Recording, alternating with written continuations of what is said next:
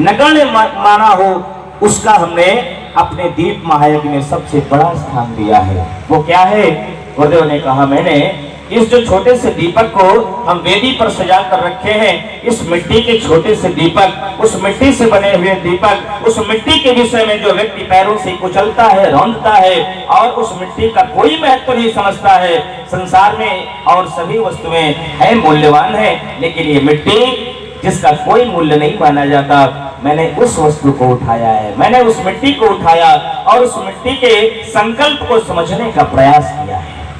हमारे संकल्प के साथ में ऐसा कोई संकल्पवान जुड़े तो ये हमारा संकल्प सार्थक होगा।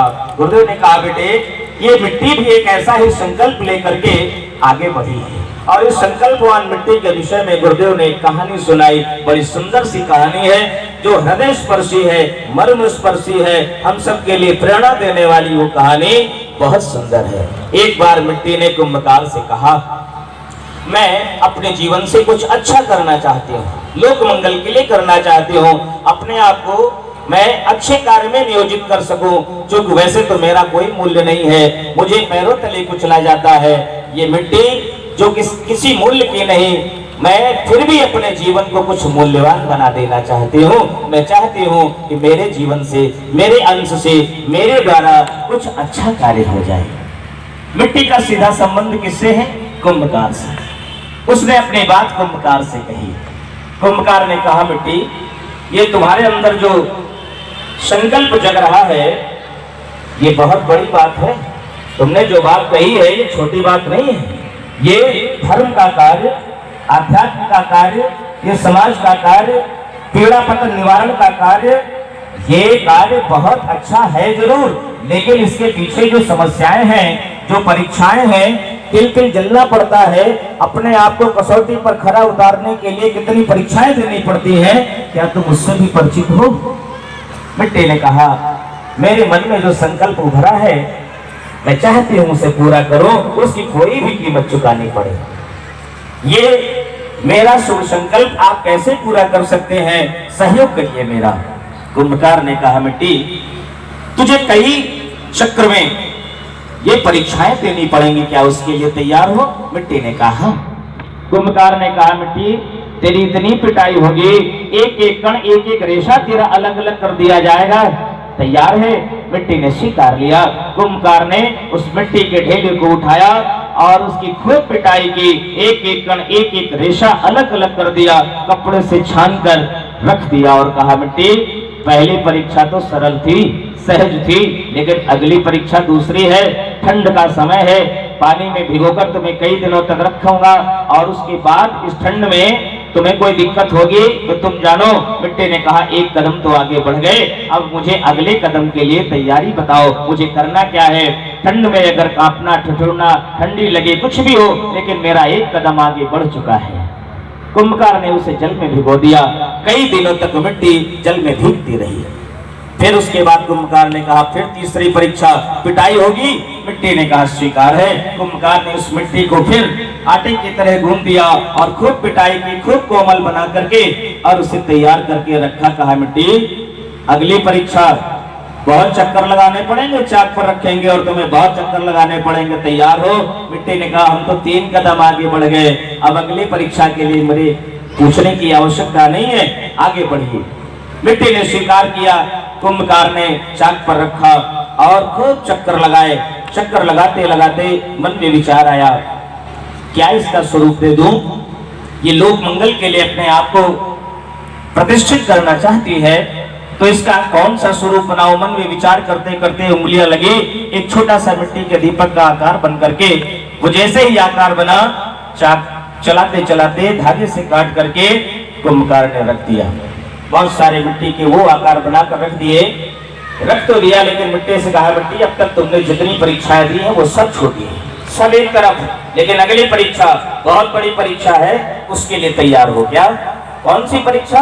अग्नि परीक्षा। अग्नि परीक्षा के लिए तैयार हो क्या?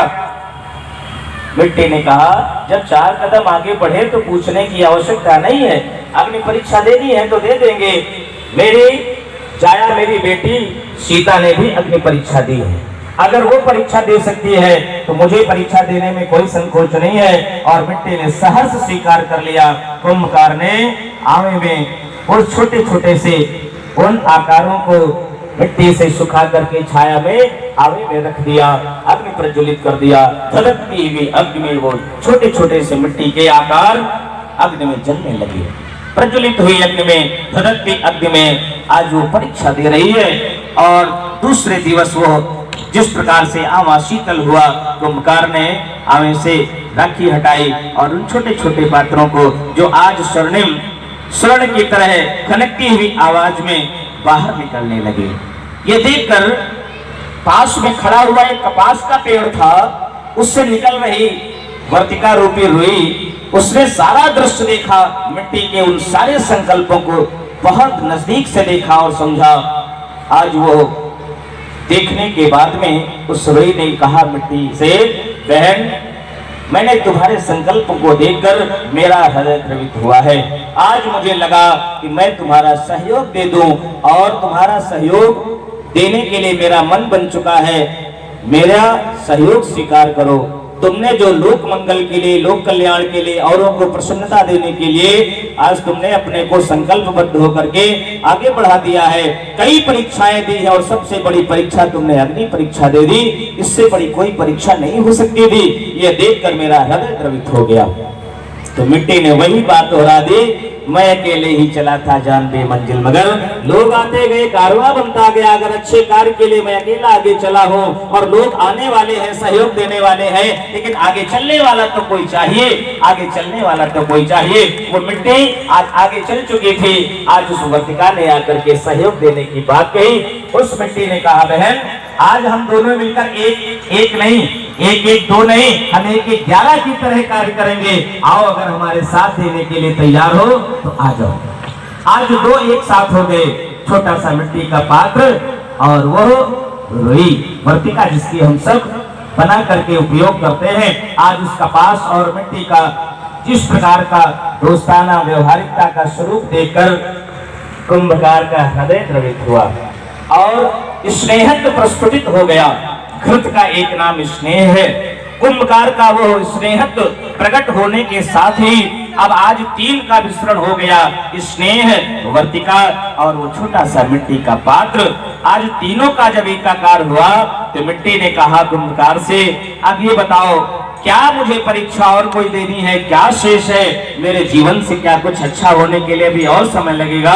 कुंभकार ने कहा एक काम और करना पड़ेगा। क्या करना पड़ेगा? अग्नि का आलिंगन करना पड़ेगा।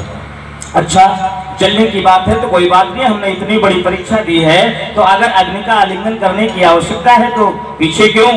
तो वर्तिका ने कहा, बहन तुमने तो अपनी परीक्षा दे दी, मैं तुम्हारे बाद आई हूँ, तो अगर जलने की अब बारी है तो मैं जलना चाहती हूँ, मैं जलूंगी। उसने कहा नहीं, तुम दोनों के बाद मैं आया हूँ और तुम्हारे बाद अगर मैं आया हूं तब जलने का नंबर मेरा है। मेरी बूंद की एक एक बूंद जब तक रह जाएगी तब तक मैं तुम दोनों पर आंच नहीं आने दूंगा। मेरे समाप्त होने के बाद तुम पर आंच आएगी, इसलिए जलना मुझे है। तिल तिल कर मैं जलूंगा, मैं तुम दोनों के बाद में आया हूं। इस भाव को सुनकर के कुंभकार ने उस वर्तिका को जैसे ही प्रज्वलित किया, स्नेहत्व पिघला और वो दीपक बनकर जलने लगा। सायंकाल की वेला थी। जिस रास्ते पर वो दीपक प्रज्वलित हुआ था, आने जाने वाले राहगीर जिधर से निकलते थे रोज निकलते समय डर जाते थे, क्योंकि सायंकालीन वेला में अंधेरा हो जाने पर वहां किसी प्रकार का भय था, खतरा था, लोग चुपचाप निकल जाते थे। लेकिन आज दीपक जल रहा था, प्रकाश फैला हुआ था, तो निकलने वाले लोग गीत गुनगुनाते निकल रहे थे, बड़ी प्रसन्नता से निकल रहे थे, एक दूसरे को आवाज देकर निकल रहे थे, अरे भाई आज तो बहुत अच्छा लग रहा है, यहाँ तो प्रकाश ही प्रकाश है, कोई डर नहीं है, कोई भय नहीं है। आज ये देख करके उस मिट्टी के पात्र को, उस दीपक को जो प्रसन्नता हो रही थी, गुरुदेव ने कहा उस मिट्टी के छोटे से संकल्प ने मुझे प्रेरणा दी है। मैंने हीरे जवाहरात सोने चांदी से नहीं, मैंने प्रेरणा पाई है तो उस मिट्टी से, इसलिए मेरा दीप यज्ञ अगर होगा तो मिट्टी के छोटे छोटे पात्रों से होगा। इसलिए मिट्टी के छोटे छोटे पात्र आज उस संकल्प के कारण वेदियों पर सजे हैं, पूज्य हो गए हैं, प्रणम्य हो गए हैं। ऐसे संकल्पवान प्राणवान व्यक्तियों के द्वारा यह युग निर्माण गुरुदेव का वो संकल्प पूर्ण होने वाला है जिनके अंदर परीक्षा देने की, प्रतीक्षा सहने की सामर्थ्य है, भाव है, विचार है। गुरुदेव के इस कारवां में वही लोग आते हैं और लोक मंगल के लिए जो गुरुदेव का विचार है, जो गुरुदेव का भाव है, हम पीड़ित मानवता की सेवा के लिए आगे आए। हमारे जीवन का यही शुभ संकल्प, यही उद्देश्य पूर्ण हो, इसी भाव को हम सब आज पुनः अपने जीवन में आत्मसात करने के साथ आज के इस सायंकालीन मेला में निवेदन करना चाहते हैं कि आज ये हमारा दीप महायज्ञ जो बहुत सुंदर सी परिप्रेरणा प्रदान कर रहा है, उस प्रेरणा को हम सब अपने जीवन में आत्मसात करेंगे। गीत की छोटी सी पंक्तियां हैं और उन पंक्तियों के द्वारा हम सब अपने जीवन को सुंदर सी प्रेरणा प्राप्त करेंगे। हारमोनियम को ले लिया।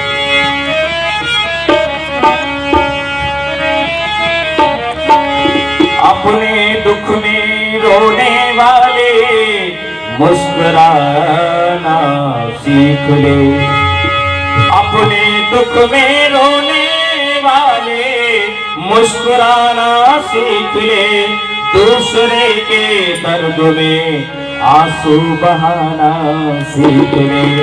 जो खिलाने में मजा है आप खाने में नहीं, जिंदगी में तू किसी के काम आना सीख ले, जिंदगी में तो किसी के काम आना सीख ले। पीड़ित मानवता की सेवा के लिए जो जीवन आगे आएगा, गुरुदेव के इस अभियान का वो अंग बन जाएगा। किसी गिरते को उठाओ तो कोई बात बने, किसी गिरते को उठाओ तो कोई बात बने, किसी गिरते को उठाओ तो कोई बात बने।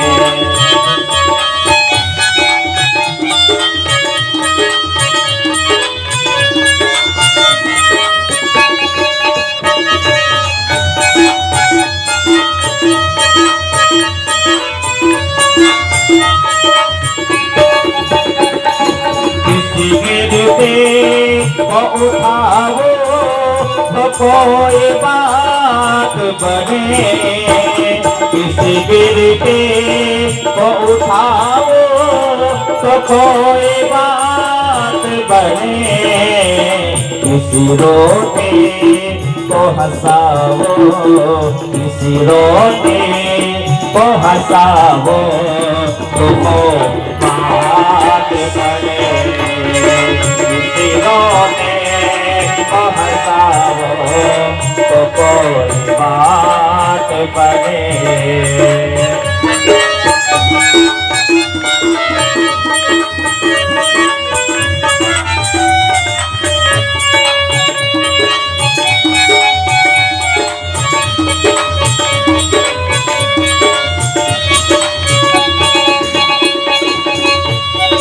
रिश्ते अपनों से तो हर कोई निभा लेता है, रिश्ते अपनों से तो हर कोई निभा लेता है, रिश्ते अपनों से तो हर कोई निभा लेता है, रिश्ते गैरों से निभाओ, रिश्ते गैरों से निभाओ तो कोई बात बने, रिश्ते गैरों से निभाओ तो कोई बात बने, किसी गिरने को उठाओ तो कोई बात बने।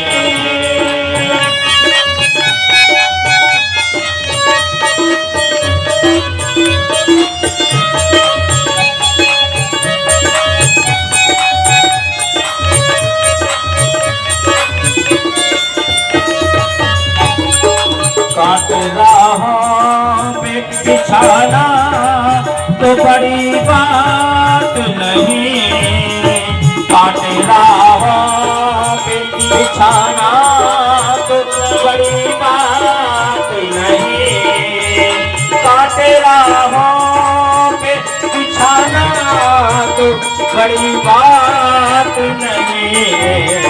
फूल राहों में बिछाओ, फूल राहों में बिछाओ तो बात बने। फूल राहों में बिछाओ तो कोई बात बने।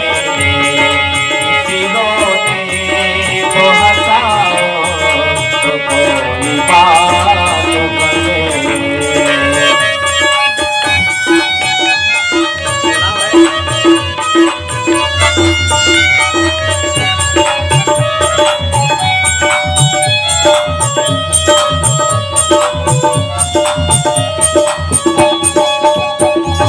हंस के खुशियों में तो शामिल हो जाते हैं लोग। हंस के खुशियों में तो शामिल हो जाते हैं लोग।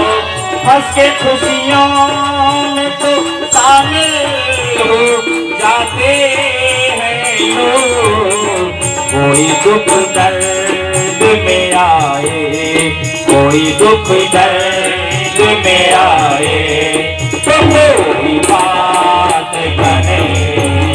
कोई दुख दर्द में आए तो कोई बात बने। किसी रोते को हंसाओ तो कोई बात बने। किसी गिरते को उठाओ तो कोई बात बने।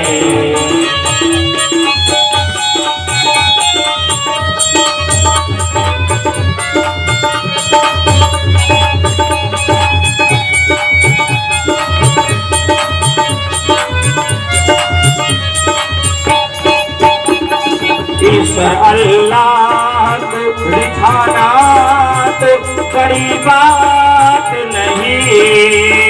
ईश्वर अल्लाह को रिझाना तो बड़ी बात नहीं। ईश्वर अल्लाह को रिझाना तो बड़ी बात नहीं। उसके बंदे को रिझाओ, उसके बंदे को रिझाओ तो कोई बात बने। उसके बंदे को रिझाओ तो कोई बात बने। किसी रोते को हंसाओ तो कोई बात बने। किसी गिरते को उठाओ तो कोई बात बने। रस्ते पैरों से दिखाओ तो कोई बात बने। कोई दुख दर्द में आए तो कोई बात बने। तो कोई बात